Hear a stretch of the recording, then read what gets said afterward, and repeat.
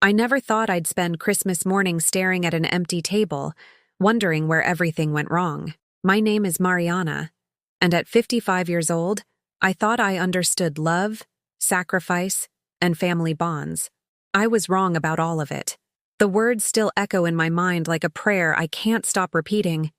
You don't belong with us, Mom. My son David said them so casually, as if he was commenting on the weather, rather than severing the most important relationship in my life. Standing in his pristine living room, surrounded by his wife's expensive decorations and my grandson's toys I wasn't allowed to touch, I felt something break inside me that I didn't even know could break. 27 years. That's how long I spent building my entire existence around being David's mother. 27 years of packed lunches with little notes tucked inside, of staying up all night when he had fever, of working double shifts to pay for his college tuition while wearing the same 3 dresses because new clothes for myself felt selfish when he needed textbooks. I remember the weight of his tiny body against my chest when he was born, how his small fingers would wrap around mine with such trust it made my heart ache with purpose. I used to whisper promises to him in the dark, that I would never let anything hurt him, that I would always be there, that love would be enough to build the kind of family I never had growing up. My husband Roberto used to say I loved too much, gave too much, worried too much. Mariana, he'd tell me while watching me iron David's school clothes at midnight, you're going to spoil that boy. You're making yourself his whole world instead of teaching him to build his own. I thought Roberto was being dramatic. I thought love could never be too much. But here I am, 3 days before Christmas, sitting in the house that feels like a mausoleum of memories nobody wants anymore. The refrigerator hums the same tune it's hummed for 15 years, but now it sounds like a funeral song. The Christmas tree I decorated with ornaments David made in elementary school stands in the corner, its lights blinking at no one, its beauty wasted on empty rooms and echoing silence. The phone hasn't rung in 6 days. Not once.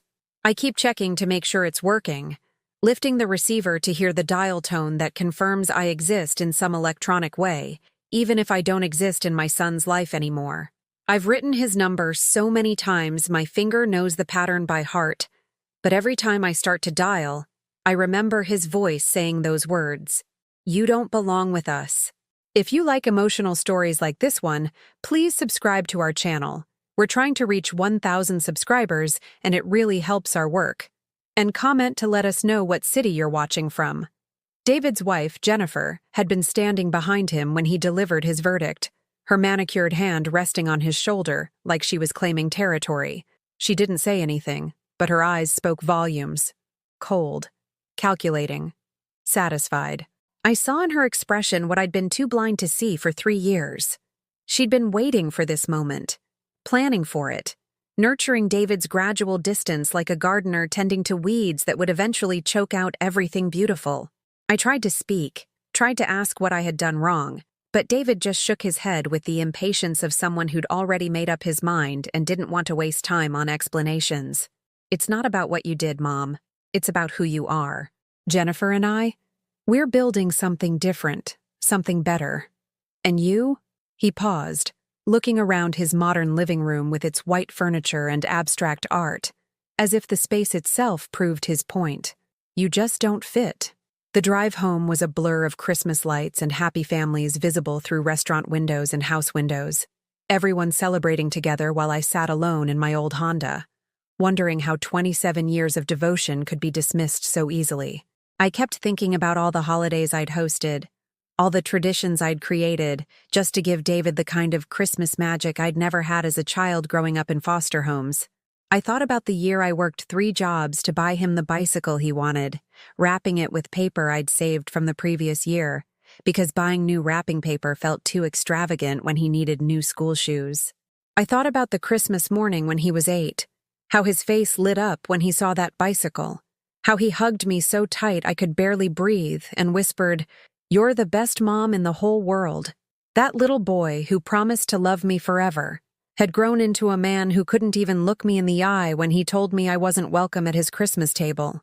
The man who used to call me twice a week just to chat had become someone who screened my calls and responded to my messages with brief, polite texts that felt like correspondence with a distant acquaintance rather than the child I'd raised. Now I sit in this house where every room holds memories of the family we used to be, and I wonder if I imagined it all. Did I create a love story that only existed in my mind? Was I always just fooling myself, believing that sacrifice and devotion would be enough to secure my place in his heart forever? The silence here isn't just quiet.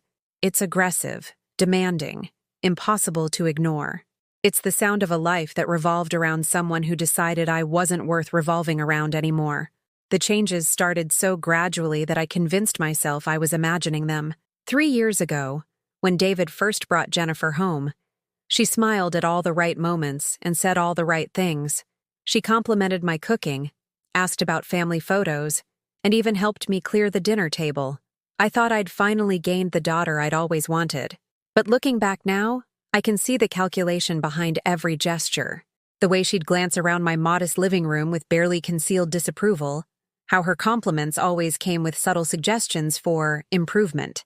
This casserole is delicious, Mariana, though I wonder if organic vegetables might make it even more special? The smile never left her face, but something cold flickered in her eyes when she thought I wasn't looking. David began changing too, but so slowly I didn't recognize it as change at first. The son who used to call me every Tuesday evening started missing weeks, then calling on random days with distracted conversations that felt more like obligations than genuine connection. When I'd mention feeling like we hadn't talked in forever, he'd say, "Mom, we talked last week," as if frequency mattered more than quality, as if a 5-minute call about weather counted the same as the hour-long conversations we used to share. The first Christmas with Jennifer was when I should have seen the writing on the wall. She arrived at my house carrying a store-bought pie, which would have been perfectly fine except that she made a point of mentioning how busy her holiday schedule was, how she'd tried to find time to bake, but couldn't manage it.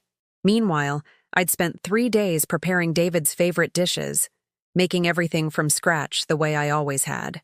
During dinner, Jennifer kept steering the conversation toward their future plans. The house they were looking at in the suburbs, the exotic vacation they were planning, the kind of life they wanted to build together.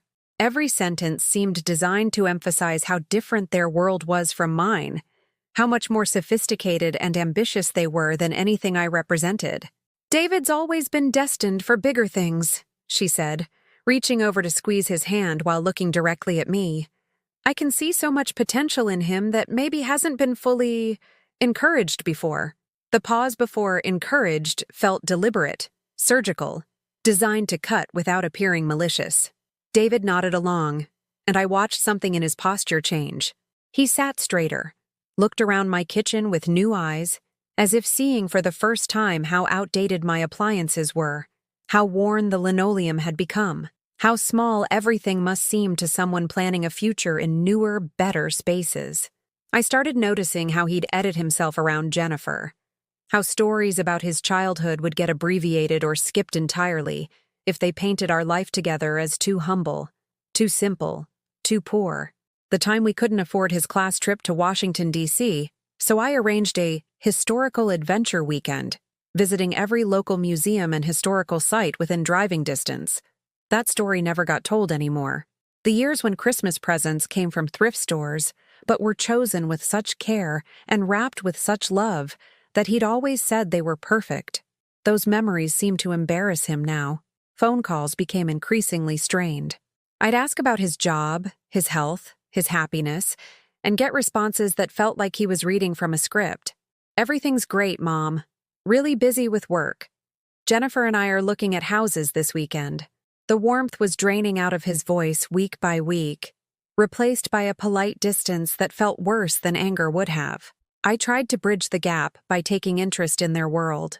I asked about Jennifer's job, complimented her outfits, tried to learn about the things they cared about, but every attempt felt like I was speaking a foreign language badly, like my questions revealed how little I understood about their sophisticated concerns and ambitions. The second Christmas, they hosted dinner at Jennifer's parents' house. I was invited, technically, but the invitation came 2 days before the holiday, clearly an afterthought.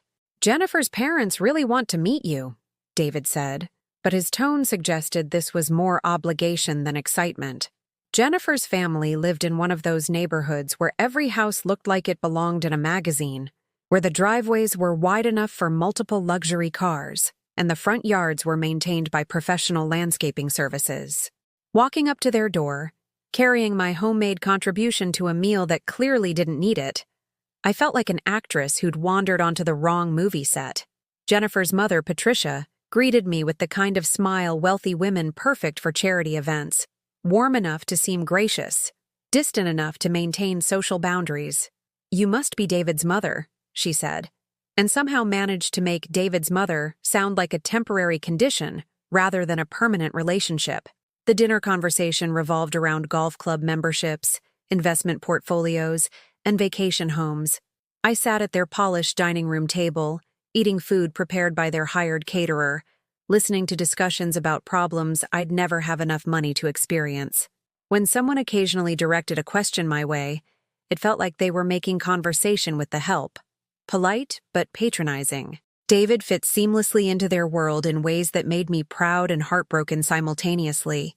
He knew which fork to use for which course, could discuss wine varieties with Jennifer's father, shared opinions about restaurants I'd never heard of. Watching him, I realized how much he'd learned and grown beyond anything I could have taught him, how much his life had expanded beyond the small world we'd shared. But I also saw how he seemed to shrink whenever anyone mentioned his past, how he'd quickly change the subject if Jennifer's family asked about his childhood or his father. It was as if the first 22 years of his life had become something he needed to overcome rather than foundation he could build upon. The worst moment came when Jennifer's mother asked about family traditions, clearly expecting stories about elaborate celebrations and meaningful heirlooms. David looked panic-stricken for just a moment before saying, "We didn't really have big traditions. Mom always kept things pretty simple." Simple. The word hit me like a physical blow. All those years of creating magic with limited resources, of turning ordinary moments into celebrations through pure love and creativity, reduced to simple. The Christmas mornings when we'd make pancakes shaped like snowmen, the way we'd drive around looking at Christmas lights while drinking hot chocolate from thermoses, the tradition of reading Christmas stories aloud by the tree. None of that mattered now. It was all just simple. I should have stopped trying after that Christmas dinner. But love makes you foolish in ways that logic can't overcome. I kept believing that if I could just prove my worth, if I could show them I wasn't the embarrassment they seemed to think I was, everything would go back to the way it used to be between David and me. So I started trying to reinvent myself into someone they might find acceptable. I spent money I didn't have on clothes that felt like costumes, shopping at stores where the salespeople looked at me like I'd wandered in from another planet. I bought a dress for David's birthday dinner that cost more than my grocery budget for 2 months, telling myself it was an investment in our relationship. The birthday dinner was at one of those restaurants where they don't list prices on the menu because if you have to ask, you don't belong there. I arrived early, nervous in my new dress, clutching a gift I'd agonized over for weeks, a watch that had required me to dip into my emergency savings, but it came from a brand I'd seen Jennifer mention approvingly. When David and Jennifer arrived, they were laughing about something private, some inside joke that died the moment they saw me sitting at the table. Jennifer's eyes immediately assessed my outfit, and I saw her exchange a quick glance with David. Not approval, but something closer to pity, as if my attempt to fit into their world only highlighted how much I didn't belong there. "Mom, you look different," David said, and somehow made it sound like an accusation rather than a compliment. I'd thought the dress was elegant, sophisticated, the kind of thing Jennifer would wear. But sitting there under their scrutiny, I felt like a child playing dress-up in her mother's clothes. The evening got worse from there. Every comment I made seemed to land wrong. Every story I tried to share felt inappropriate for the refined atmosphere Jennifer had cultivated around my son. When I mentioned how proud I was of David's recent promotion, Jennifer quickly redirected the conversation to their house hunting progress, as if my pride was somehow embarrassing or unwelcome. "We're looking at properties in Westfield," Jennifer announced, mentioning a neighborhood where houses started at $500,000. "It's important to invest in the right zip code, you know? The schools, the neighbors, the whole environment. It really shapes your future." The implication was clear. My neighborhood, my modest house, My entire life had been the wrong environment for David. Everything I'd provided had been insufficient, holding him back rather than helping him grow. I sat there in my expensive dress, feeling smaller and more out of place with every passing moment. When I gave David his birthday gift, he opened it with the mechanical politeness you'd show a distant relative. "Thanks, Mom. This is really nice." But he didn't put it on, didn't examine it with any enthusiasm. Jennifer peered at it briefly and made a non-committal sound that somehow conveyed that while the gift was adequate, it wasn't quite right for their lifestyle. The final humiliation came when the check arrived. I'd planned to pay for David's birthday dinner, the way I always had, even though this meal cost more than I usually spent on food in 6 weeks. But when I reached for my wallet, David quickly grabbed the check. "I've got this, Mom," he said, but not with gratitude or love. He said it the way you'd speak to an elderly aunt who'd forgotten she was on a fixed income, with a mixture of patience and condescension that made my gesture seem pathetic rather than generous. Jennifer nodded approvingly, as if David's quick intervention had prevented some social catastrophe. "It's so sweet that you wanted to treat us," she said, her tone sugary enough to mask the venom. "But we know how hard you work for your money." The way she said "your money" made it sound like loose change. Like the difference between what I earned and what they earned was so vast that my contribution would be both unnecessary and inappropriate. I sat there watching my son pay for his own birthday dinner, while his girlfriend smiled at me with false sympathy, and I realized I'd become a charity case in my own child's life. After dinner, they walked me to my car with the polite efficiency of people fulfilling an obligation. Jennifer hugged me goodbye with the same warmth she might show to a vaguely pleasant stranger, while David gave me the kind of quick, distracted hug that suggested he was already mentally moving on to more important things. "Thanks for dinner, Mom," he said, even though he'd paid for it. "Drive safe." I sat in my Honda in the restaurant parking lot, watching their luxury sedan pull away, and cried until my expensive mascara ran down my cheeks in black streams. All that money spent, all that effort to transform myself into someone worthy of their approval, and I'd only succeeded in making myself feel more inadequate than ever. The months that followed brought a parade of similar humiliations, each one carefully crafted to remind me of my place in David's new hierarchy of importance. My birthday came and went without acknowledgement, not even a phone call. When I finally called him 3 days later to see if he'd forgotten, he claimed he'd been meaning to call, but had been busy with work projects and wedding planning. Wedding planning. They'd gotten engaged without telling me, and I found out through a social media post that someone from church showed me on their phone. The photo showed Jennifer's enormous diamond ring and David's beaming smile, with a caption about, "Starting our forever journey together." I wasn't tagged, wasn't mentioned, wasn't part of the announcement in any way. When I called to congratulate them, David sounded surprised that I'd found out. "Oh yeah, we were going to call you," he said, as if announcing his engagement to his mother was somewhere on a lengthy to-do list, rather than one of the first calls he should have made. The wedding planning process became another series of small cruelties disguised as practical decisions. I wasn't included in venue visits or dress shopping or menu tastings. When I asked about helping with arrangements, Jennifer would smile sweetly and say they had everything under control, that they didn't want to burden me with all the stress and expense. But I was expected to contribute financially. David called one evening to discuss family contributions to the wedding fund, explaining that Jennifer's parents were covering the majority of costs, but that it would mean a lot if I could help too. The amount he suggested represented my entire savings account, money I'd been setting aside for emergencies or retirement, but he presented it as if it were a reasonable request rather than a devastating financial blow. When I hesitated, trying to figure out how I could possibly afford such a contribution without destroying my financial security, David's voice took on that patient, disappointed tone I'd grown to dread. "Mom, this is my wedding. This is the most important day of my life. I thought you'd want to be part of making it special." The manipulation was so subtle, so perfectly crafted, that I almost didn't recognize it as manipulation at all. How could I refuse to support my son's happiness? How could I put my financial concerns above his once-in-a-lifetime celebration? But how could I give away money I couldn't afford to lose for a wedding where I was increasingly feeling like an unwelcome guest rather than the mother of the groom? I gave them the money. I emptied my savings account, cashed out a small retirement fund my late husband Roberto had left me, and handed over $18,000 for a wedding where I increasingly suspected I wasn't truly wanted. But what choice did I have? He was my only child, and despite everything, I still loved him with the desperate intensity of a mother who couldn't imagine life without her son's presence, however diminished it had become. The wedding planning continued without me. I'd receive updates through brief, impersonal phone calls where David would inform me of decisions already made. The venue, the menu, the music, the flowers, everything presented as a done deal, as if my opinion was neither sought nor valued. When I tried to offer suggestions or ask about traditions I'd hoped we might include, Jennifer would interrupt with polite dismissals about how they'd already finalized those details. The final insult came 3 weeks before the wedding when Jennifer called to discuss my attire.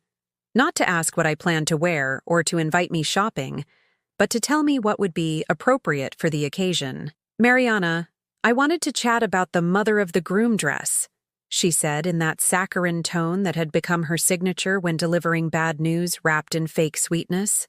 "David and I have been talking, and we think it would be lovely if you wore something in navy or gray. Something understated, you know? We want all the attention on us that day." Understated. Navy or gray. She was essentially asking me to dress like hired help at my own son's wedding, to fade into the background like wallpaper while she sparkled in white and commanded the spotlight I'd spent 27 years earning the right to share. I wanted to protest, to remind her that I was David's mother, and deserved to look beautiful and celebrated on one of the most important days of both our lives. But the fight had gone out of me somewhere along the way. Months of subtle rejections and careful humiliations had worn me down to nothing, left me feeling grateful for whatever scraps of inclusion they were willing to offer. The wedding day itself became a masterclass in how to make someone feel invisible while keeping them technically present. I sat in the third row, not the front row where mothers traditionally sit, but several rows back among distant relatives and family friends. Jennifer's mother occupied the place of honor, beaming with pride and dabbing at her eyes with an elegant handkerchief, while I watched from my assigned distance. During the ceremony, David never once looked in my direction. His eyes stayed fixed on Jennifer, or swept across the assembled guests with general appreciation, but they never found mine. It was as if I'd become so inconsequential that even my presence at his wedding couldn't command his attention for a single moment of acknowledgement. The reception was worse. I found myself seated at a table with people I'd never met, Jennifer's co-workers and their spouses who made polite conversation, but clearly had no idea who I was or why I was there. Meanwhile, Jennifer's parents sat at the head table, basking in the celebration of their daughter's triumph. When it came time for speeches, Jennifer's father spoke eloquently about welcoming David into their family, about the bright future ahead for the happy couple. Other friends and relatives offered toasts filled with memories and inside jokes and heartfelt wishes, but there was no speech from the mother of the groom, no recognition of the woman who'd raised David into the man Jennifer had chosen to marry. I kept waiting for someone to invite me to speak, to acknowledge that I might have something meaningful to say about the son I'd devoted my life to raising. But the microphone never came my way, and eventually, I realized it never would. In the story of David's wedding day, I was an extra, present but not important, visible but not valued. The mother-son dance was the moment that finally broke me. I watched David dance with Jennifer's mother while I sat alone at my table of strangers, invisible in my navy dress, forgotten in the celebration I'd helped fund but wasn't allowed to truly join. The song was one I'd never heard before, something Jennifer had chosen that held meaning for her family but none for ours. I thought about all the times I'd danced with David when he was little, how he'd stand on my feet while I waltzed around our living room to music from my old radio. I remembered teaching him to slow dance before his high school prom.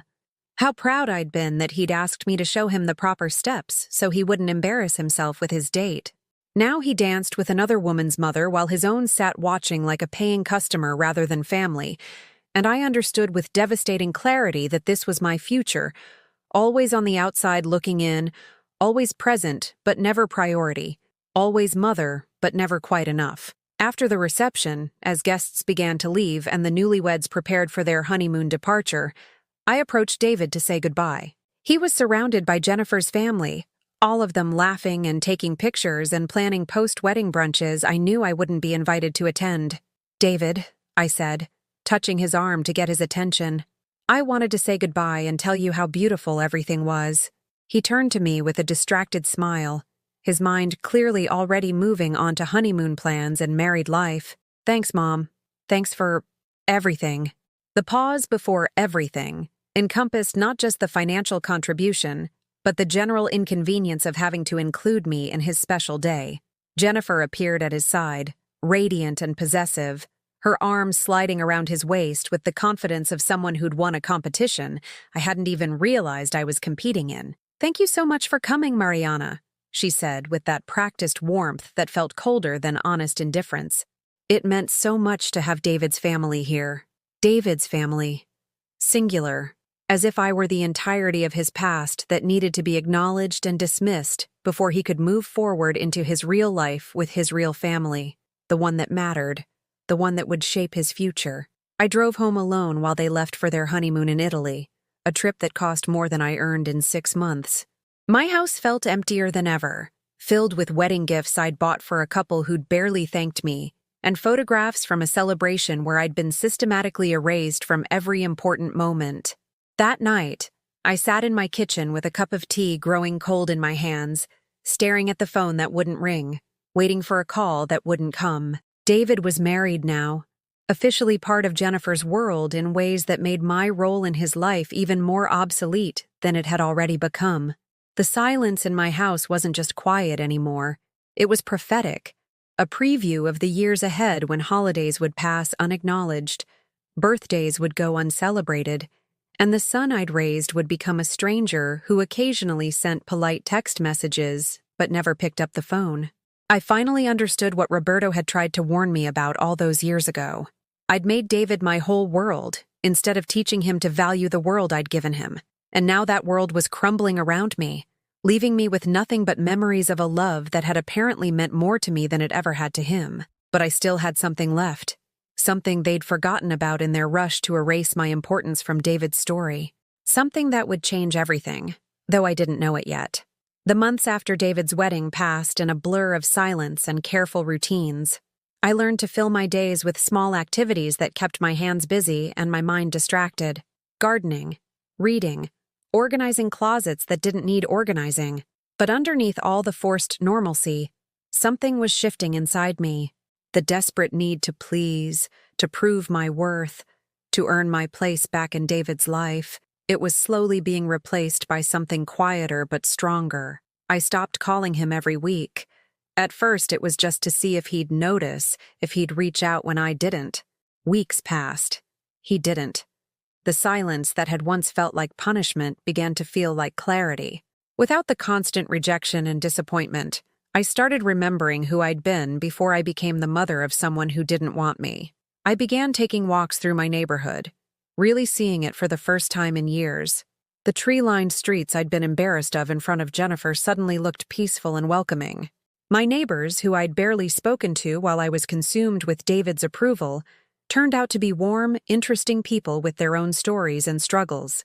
Mrs. Rodriguez next door invited me for coffee one afternoon, and I discovered she'd been widowed for 5 years, raising her granddaughter alone after her son was deployed overseas.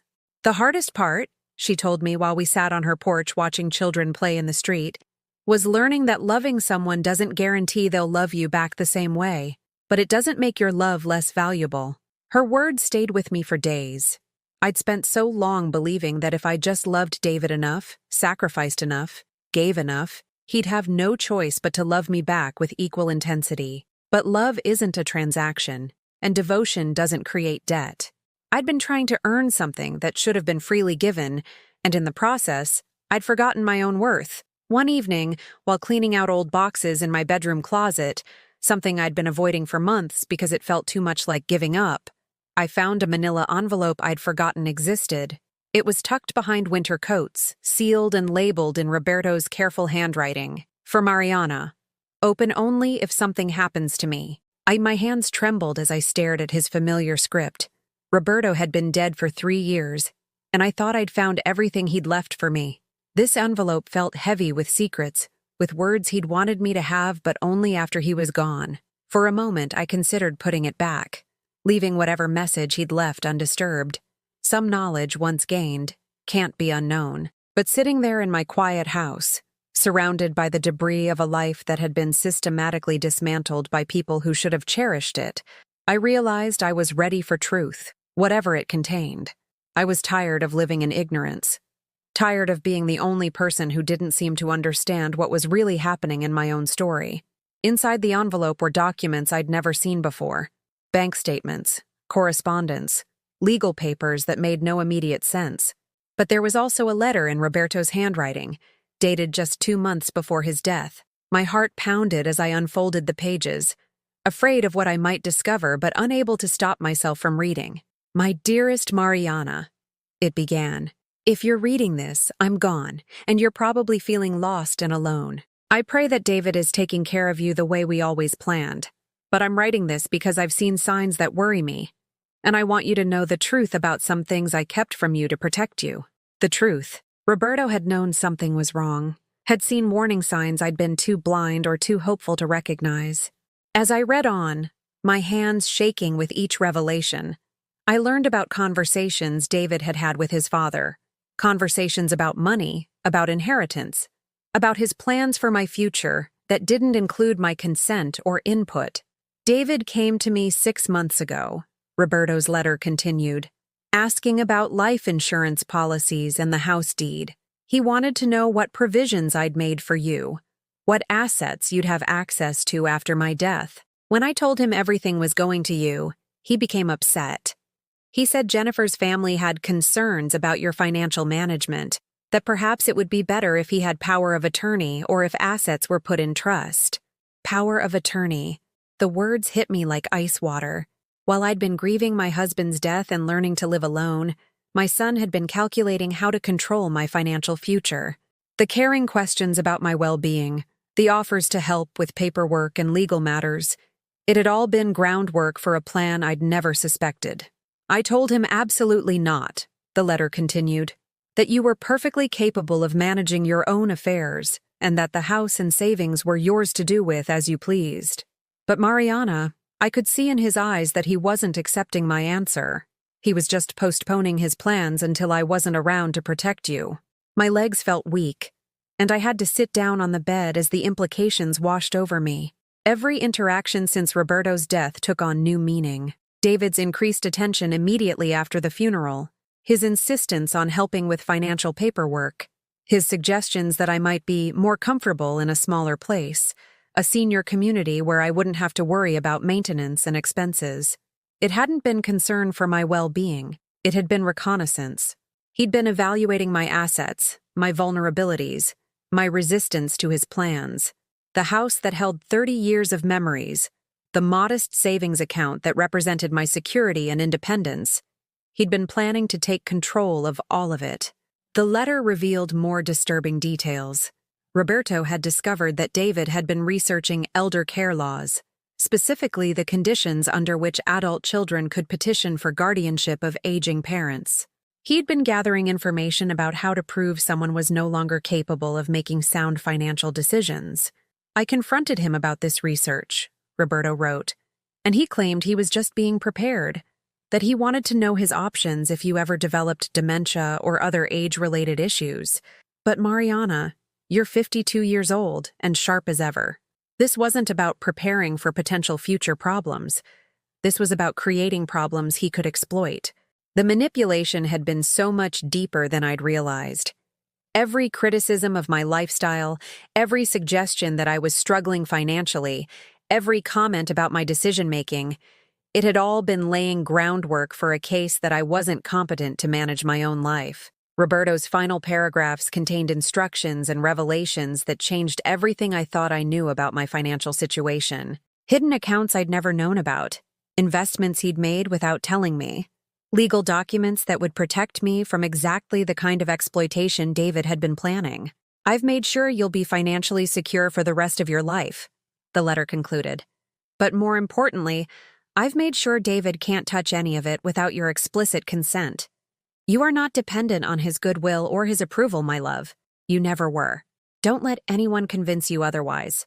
I sat in my bedroom for hours that night, reading and rereading Roberto's words, understanding finally why David's treatment of me had felt so calculated, so deliberately designed to make me feel helpless and dependent.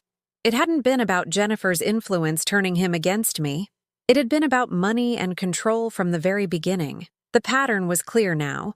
The gradual isolation, the systematic undermining of my confidence, the financial manipulation disguised as caring assistance. It was all part of a plan to make me so desperate for connection and support that I'd willingly hand over control of my life to the son who'd spent years convincing me I wasn't capable of managing it myself. But Roberto had seen it coming and protected me. The man who'd loved me had made sure I'd never be at the mercy of the son who didn't. For the first time in months, I felt something other than grief and desperation. I felt anger, clean, pure, righteous anger that burned away the fog of self-doubt and revealed the truth I'd been too loving to see. This wasn't about me being insufficient or embarrassing or wrong for their new life. This was about greed and manipulation, and a young man who'd been willing to destroy his mother's dignity and security for financial gain. The son I'd raised had become someone I didn't recognize, someone who saw his own mother as an obstacle to overcome rather than a person to love. But I wasn't just David's mother anymore. I was Roberto's widow, and Roberto had left me with more than just money. He'd left me with truth, with power, and with the means to take back control of my own story. The next morning, I called Roberto's lawyer, Mr. Harrison, a kind elderly man who'd helped us with our wills and estate planning over the years. When I explained that I'd found Roberto's letter and needed to understand the full scope of what he'd arranged, Mr. Harrison's voice took on a tone of relief mixed with concern. "Mrs. Morrison, I've been wondering when you'd discover those documents," he said gently. "Your husband was very specific about the timing. He wanted you to have time to grieve and adjust before you learned about David's inquiries regarding your finances." The appointment was scheduled for that afternoon, and I spent the morning in a strange state of calm determination. I wasn't the broken, desperate woman who'd been begging for scraps of her son's attention just weeks ago. I was Roberto's wife, and Roberto had been nobody's fool. If he'd seen something worth protecting me from, then I needed to understand exactly what weapons he'd given me. Mr. Harrison's office smelled of old leather and coffee, filled with law books that spoke of decades of experience helping people navigate life's complications. He spread documents across his mahogany desk with the careful precision of someone revealing a masterpiece he'd helped create. "Your husband was quite thorough," he began, adjusting his reading glasses. "When David first approached him about your future needs, Roberto immediately came to see me. He was concerned not just about David's questions, but about the way David was asking them. The documentation was extensive and damning. Roberto had recorded every conversation, every request, every suggestion David had made about my supposed incapacity to manage my own affairs. There were dates, direct quotes, and even recordings that Roberto had made on his phone when David's visits became particularly focused on financial matters. "Listen to this one," Mr. Harrison said, pressing play on a small digital recorder. David's voice filled the room, younger sounding but unmistakably calculating. "Dad, I'm just saying that when you're gone, Mom's going to be vulnerable. Jennifer's family has experience with estate planning, and they think it would be smart to set up some kind of trust or oversight. You know how emotional women can get about money decisions." Hearing my son's voice dismiss my intelligence and competence so casually, reduce me to stereotypes about emotional women, felt like being slapped. But it also crystallized something important. This wasn't grief-talking, or temporary confusion, or even Jennifer's influence. This was David revealing who he really was when he thought no one who mattered was listening. Roberto's voice on the recording was firm and cold, in a way I rarely heard him speak to David. "Your mother is one of the smartest, most capable people I know. She managed our household finances for 25 years while working full-time and raising you. The idea that she needs your oversight is not just wrong, it's insulting." But David persisted, and through recording after recording, I heard him laying the groundwork for what Mr. Harrison explained was a comprehensive plan to gain control over my assets. He'd researched guardianship laws, consulted with Jennifer's family about legal strategies, even spoken to a few doctors about what conditions might justify declaring someone incompetent. The most troubling part, Mr. Harrison continued, was when David asked Roberto about accelerating your decline. He suggested that if you became isolated, depressed, perhaps stopped taking care of yourself properly, it would be easier to make a case that you needed supervised care. The words hit me like a physical blow. David hadn't just been planning to take my money, he'd been planning to destroy my mental health to justify it. Every rejection, every exclusion, every carefully crafted humiliation had been designed not just to push me away, but to break me down until I became the helpless, incompetent woman he needed me to be for his plan to work. The systematic isolation, the financial pressure, the constant undermining of my confidence. It had all been deliberate. He'd been trying to manufacture the very vulnerability he claimed to be protecting me from. The cruelty was breathtaking in its calculation. But Roberto had been 3 steps ahead. The documents Mr. Harrison showed me revealed a financial structure so secure and well protected that David would never be able to touch a penny without my explicit, witnessed consent. Not only that, but Roberto had established trust funds, investments, and legal protections that made me far wealthier than I'd ever realized. "You're not just financially secure, Mrs. Morrison," Mr. Harrison explained with something approaching satisfaction. "You're actually quite well off. Roberto was very good with investments, and he made sure that even if you never worked another day in your life, you could live comfortably and independently for the next 40 years. The house was protected by legal structures that made it impossible for anyone to force me out or claim it wasn't properly maintained. The bank accounts David had been asking about were decoys. The real money was in investment accounts and trust funds he'd never even known existed. Most importantly, Roberto had included provisions that would be triggered if anyone tried to manipulate or coerce me.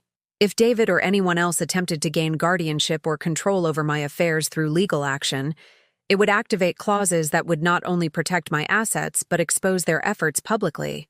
"Your husband also left instructions for a different kind of protection," Mr. Harrison said, sliding another folder across the desk. "If you ever felt threatened or manipulated by David, he wanted you to have leverage to protect yourself." Inside the folder were copies of every recording, every document, every piece of evidence that revealed David's true intentions.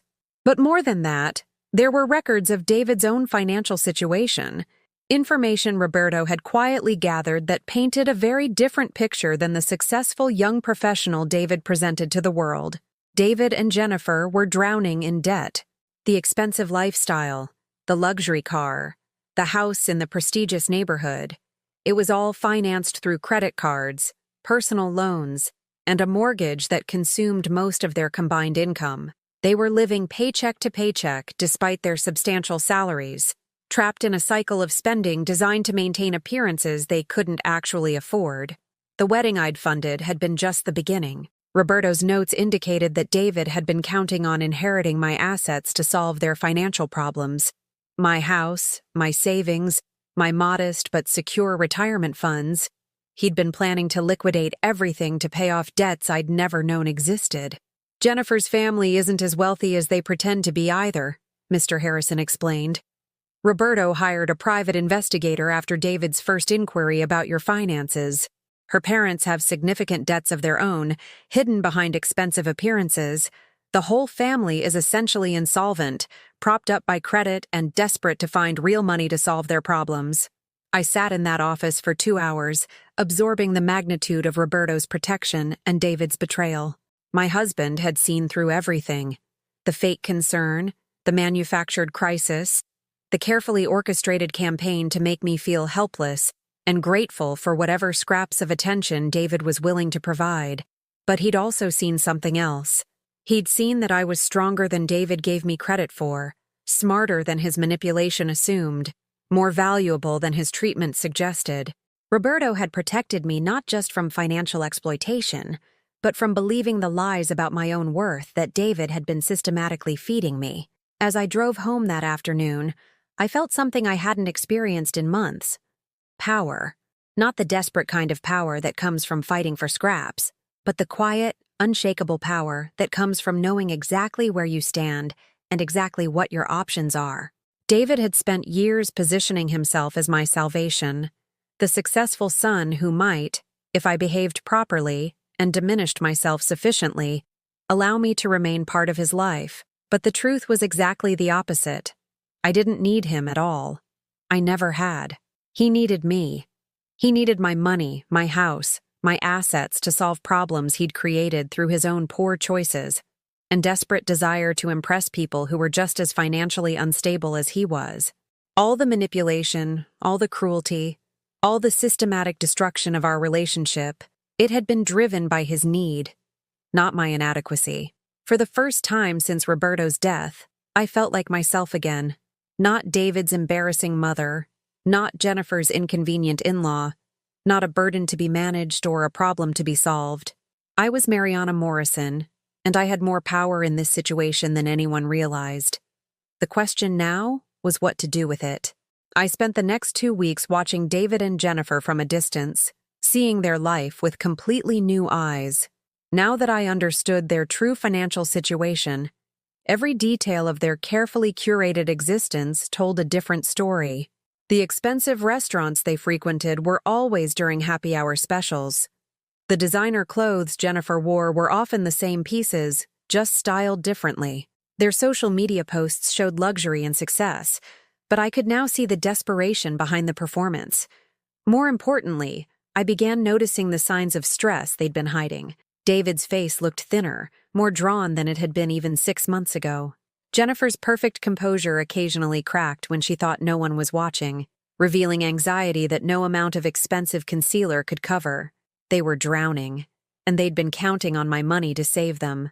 Every cruel word, every calculated rejection, every moment of humiliation they'd put me through had been driven by their own desperation.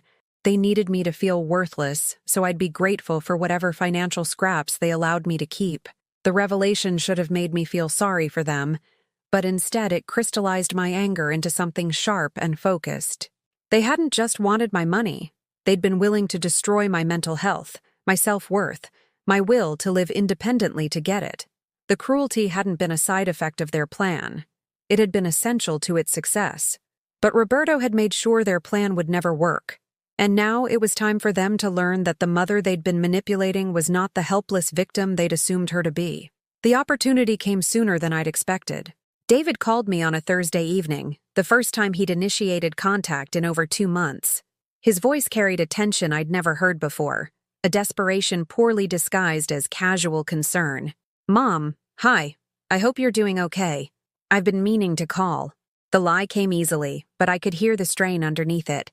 "Listen, Jennifer and I were wondering if you might want to have dinner this weekend. We could come to your place, maybe? Make it casual, just family time. Family time."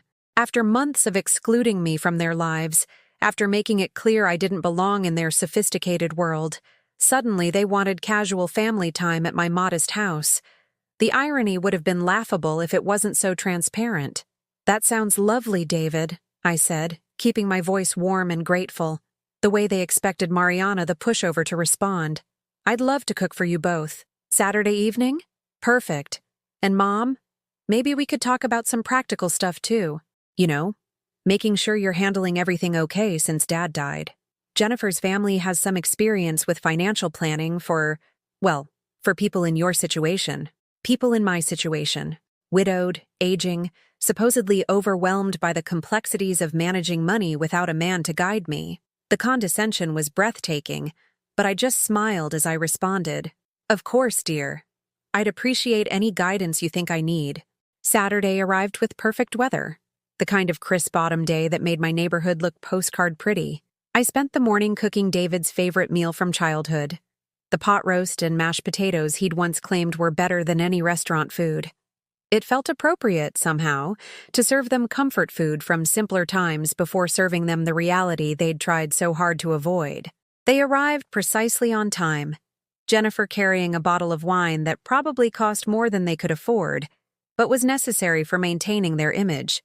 She surveyed my living room with the same calculating assessment she'd always employed, but this time I recognized it for what it was. Not judgment of my inadequacy, but evaluation of assets she was planning to claim. Dinner conversation was stilted but revealing. They asked about my health, my daily activities, my support system, with the probing intensity of people gathering information for a specific purpose. Every question was designed to establish my isolation, my dependence, my need for their guidance and intervention. "It must be so hard, managing everything by yourself," Jennifer said with practiced sympathy, while cutting her roast into precise, delicate bites. "The house, the finances, all those decisions. David and I worry about you being alone with so much responsibility." "Oh, you don't need to worry about me," I replied cheerfully, refilling their wine glasses with generous pours. "I'm managing just fine. Actually, I've been learning quite a lot about investments and financial planning lately. It's fascinating how much money can grow when it's handled properly." I saw them exchange a quick glance, confusion mixed with concern. This wasn't the overwhelmed, grateful response they'd been expecting. David cleared his throat and leaned forward with the earnest expression he'd perfected for difficult conversations. "Mom, that's actually what we wanted to talk to you about. Jennifer's dad works in financial services, and he's mentioned that widows often get taken advantage of by unscrupulous investment advisors. We're worried that someone might be promising you unrealistic returns or convincing you to make risky decisions." The setup was masterful.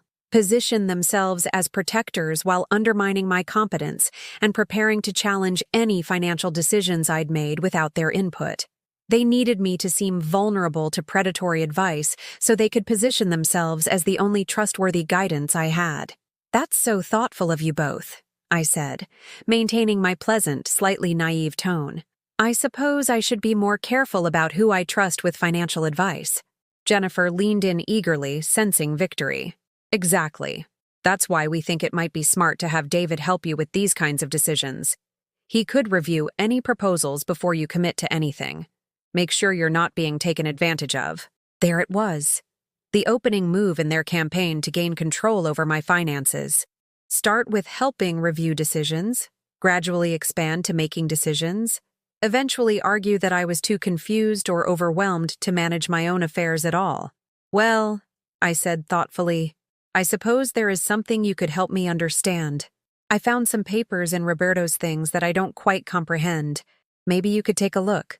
David's eyes lit up with anticipation. He probably assumed I'd discovered some asset he didn't know about, some additional resource they could factor into their plans for my future dependency.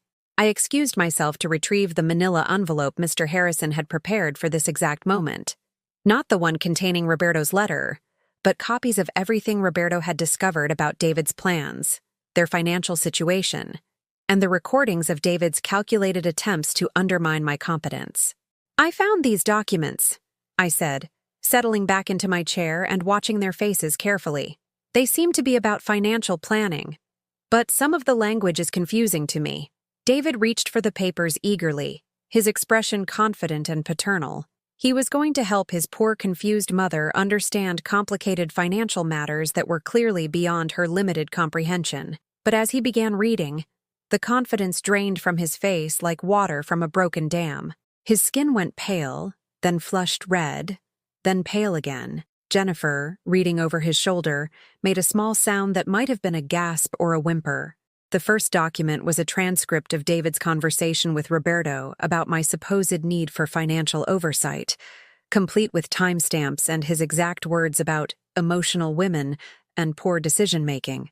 The second was a detailed analysis of David and Jennifer's debt situation, their credit card balances, their mortgage payments, their desperate financial circumstances hidden behind expensive appearances. But the third document was the one that made David's hands shake as he held it. It was a legal notice prepared by Mr. Harrison but never filed, outlining the criminal charges that could be brought against anyone who attempted to gain unauthorized control over my assets through fraud, manipulation, or false claims of incompetence. "I don't understand all the legal language," I said innocently, "but it seems like someone was trying to take advantage of an elderly woman's finances. How terrible that people would do such things to their own family members." The silence stretched between us like a chasm. David stared at the papers as if they might spontaneously combust and solve his problem. Jennifer's wine glass trembled in her hand, and I watched a bead of sweat form at her hairline despite the comfortable temperature in my dining room. Finally, David found his voice, though it came out as barely more than a whisper. "Mom, where did you get these?" "Oh, they were with Roberto's things," I said brightly, "along with some interesting recordings. Would you like to hear them?" He was always so good with technology. I reached for the small digital recorder Mr. Harrison had provided, loaded with every conversation Roberto had documented. David's voice planning my psychological destruction would sound very different when played back to him over pot roast and mashed potatoes. But before I could press play, Jennifer suddenly stood up, her chair scraping against the floor with a harsh sound that cut through the tension. "We should go," she said quickly, her composure finally cracking completely. "David, we have that early appointment tomorrow, remember?" David stared at her, then at me, then at the documents scattered across my dining room table like evidence in a courtroom. He was trapped between his wife's desperate desire to escape and the growing realization that everything they'd planned, everything they'd counted on, had been not just anticipated, but carefully documented. "Yes," he said finally, his voice hollow. "We should go." But I wasn't finished with them yet. 3 years of systematic cruelty, months of calculated psychological torture, a lifetime of love betrayed for money they didn't even need.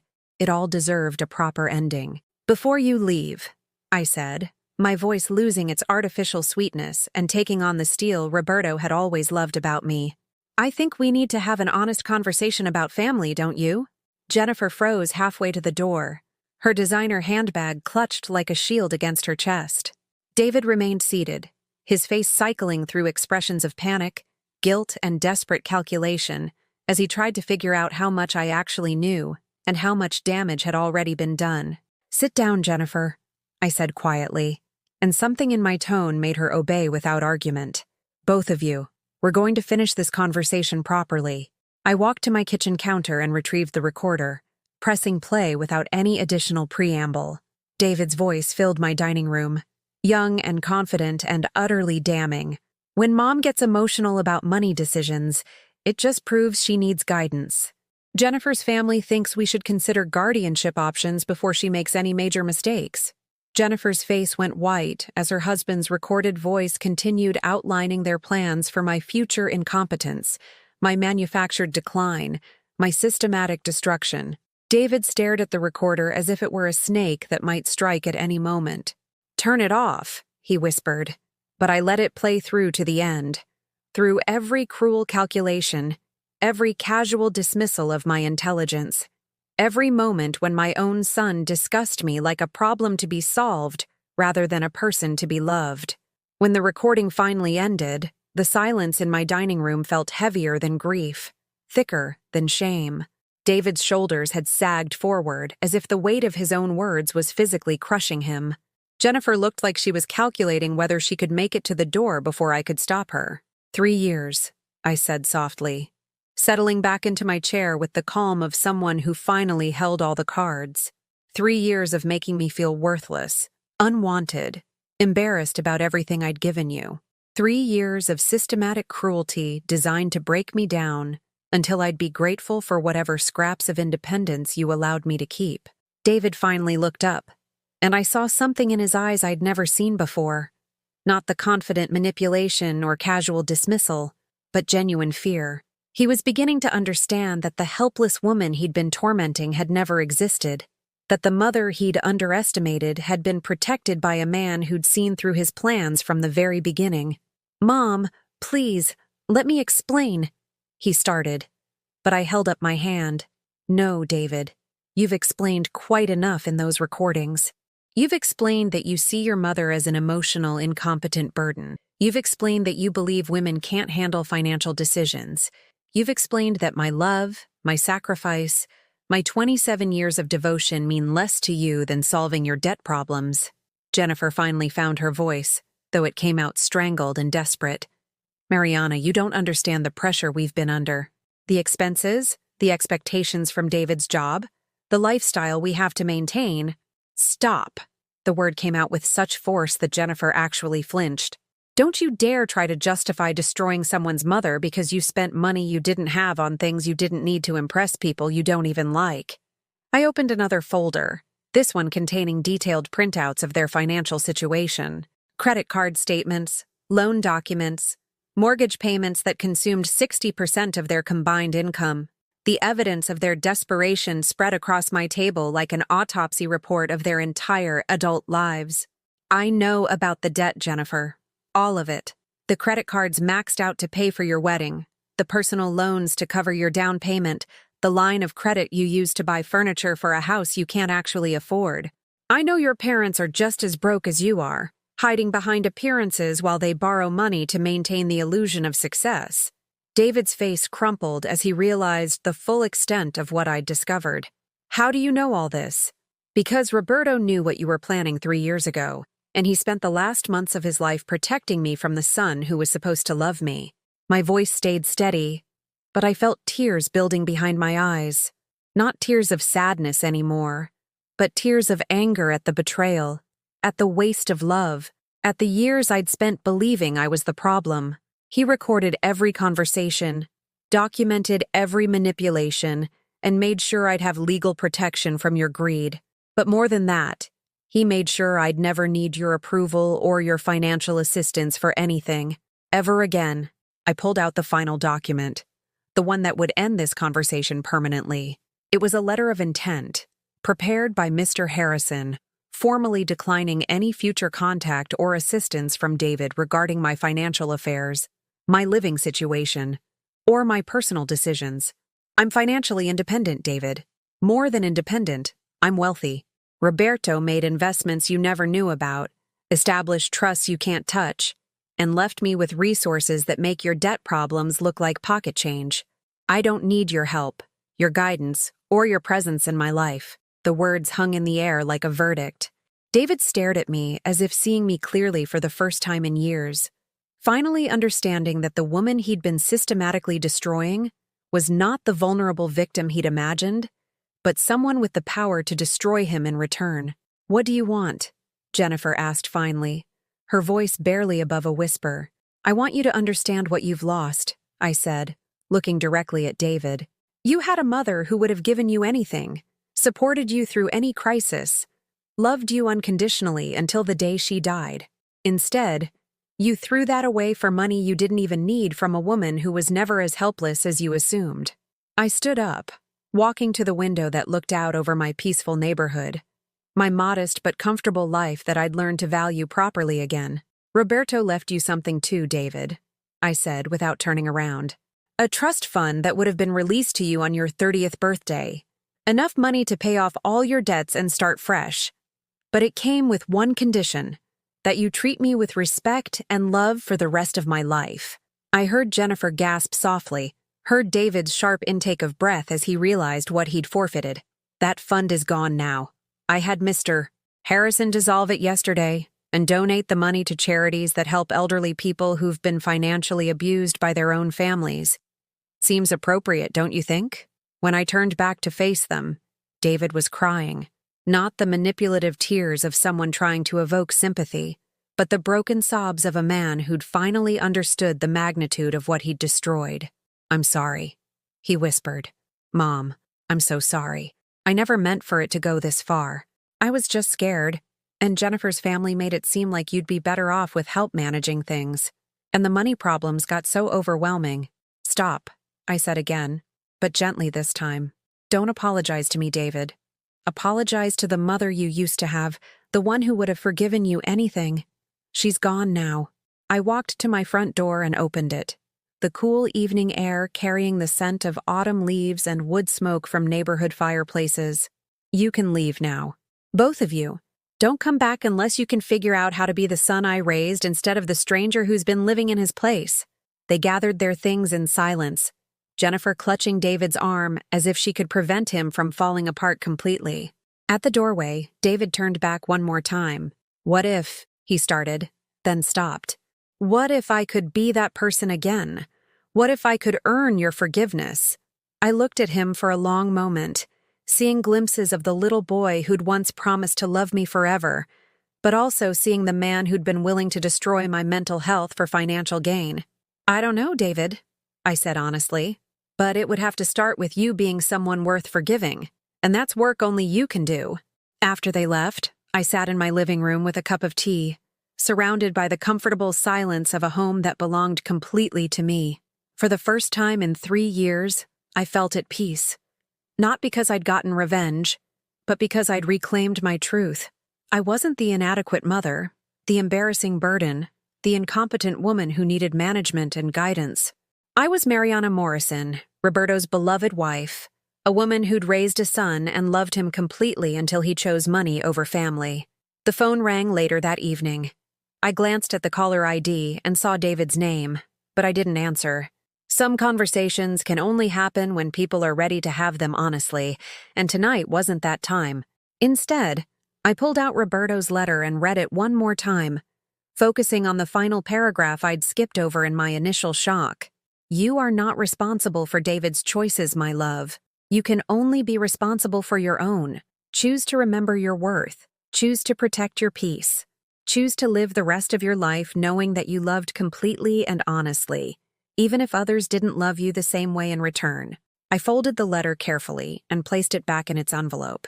Tomorrow, I would start building a new life, one where my value wasn't determined by other people's treatment of me, where my happiness didn't depend on earning love from people who'd proven they didn't know how to give it.